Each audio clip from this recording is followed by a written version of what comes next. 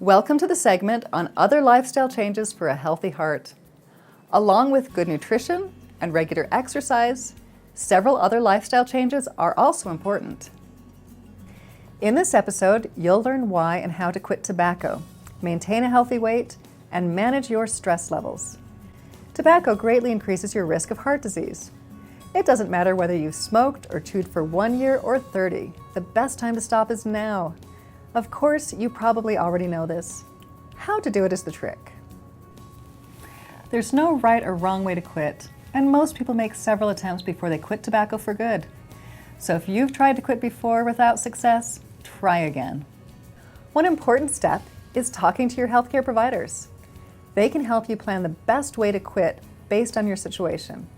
They can suggest ways to help you cope with the stress of quitting. And they can even prescribe medication to reduce your cravings. Also, ask for Intermountain Healthcare's booklet on quitting tobacco. It has a step-by-step approach and lists resources to help you. Quitting tobacco may be one of the hardest things you have to do in your life, but at least 45 million Americans have quit smoking, and so can you. Another important habit is maintaining a healthy weight. Losing excess weight eases the heart's workload, helps reduce cardiac risk factors such as high cholesterol and diabetes, and can make it easier for you to be physically active. Here are some tips on how. Avoid crash diets and fad diets. Talk to your healthcare providers to set personal goals that will help you lose weight slowly and permanently. A good goal for most people is losing 1 or 2 pounds a week. Along with scheduled exercise sessions, look for small ways to be more active all day long. Park in the shade at the end of a parking lot rather than next to the store. When you can, stand rather than sit, and take the stairs rather than using an elevator. I used to spend a lot of, my effort thinking of how to be the least active and most efficient with what I do, and now I tend to walk a lot more. I'll walk to the bus stop. Just walking places and allowing your body to do the activity. Eat on an established schedule or when you're truly hungry.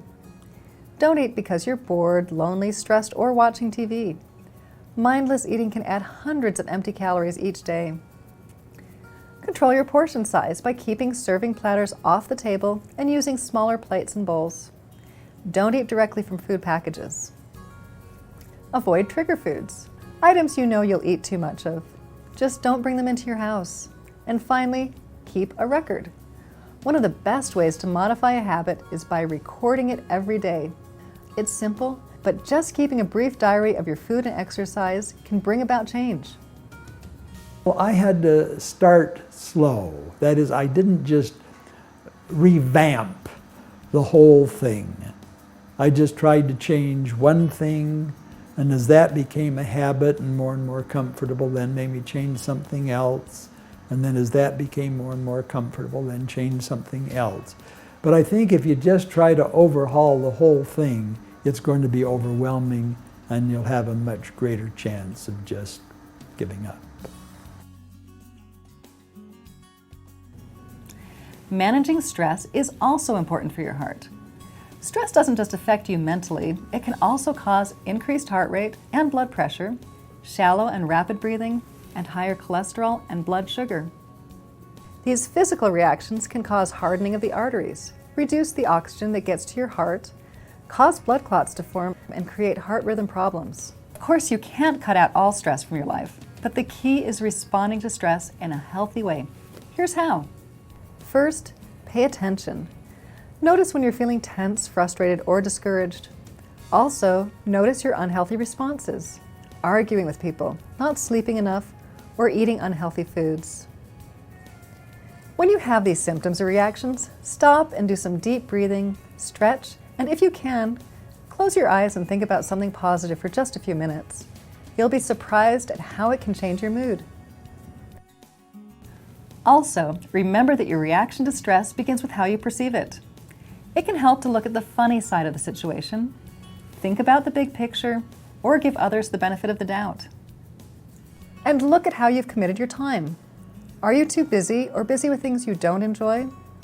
If so, work on saying no and develop habits that recharge your energy instead. Get enough sleep, get regular exercise, find a hobby that interests you. And being alive means that that's another day that you can spend with the people you love and to experience some of the beautiful things here on earth. And each day I feel like I'm blessed. So 10 years ago, I could do things I can't do today. On the other hand, 10 years ago, I couldn't do some of the things I am doing today. I don't focus on where I want to be. I focus on where I am now relative to where I was. And that is always more hopeful. I'm just going to get discouraged if all I focus on is where I am relative to where I want to be.